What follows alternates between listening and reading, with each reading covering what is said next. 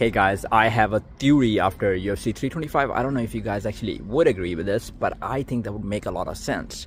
So I think what initially UFC thought was that Ilya wanted to move to UFC welterweight division to fight Islam Makhachev. But the thing is, Russian fighters are not going to be competing at the White House. So Ilya wanted to fight at the White House, so he's going to have to defend the title against somebody else. So he's not going to vacate his title, which would be against Justin Gaethje. So Ilya Topuria fights Justin Gaethje at the White House.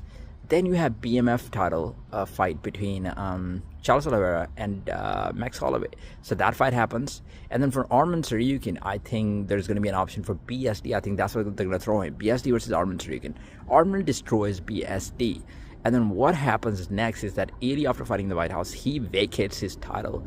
And then you have Volkanovski, who has actually expressed his willingness to go to 155 to actually win the championship. He defends his title against like Mosar or Lerone, possibly just vacate.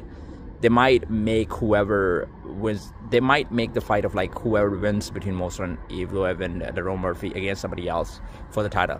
And then Volkanovski moves to 155 and he fights Arman by the end of the year. So then Ilya moves to 170 at the end of the year. He faces Islam Makhachev, which would be the biggest fight in the UFC history, skill-wise and pay-per-view-wise.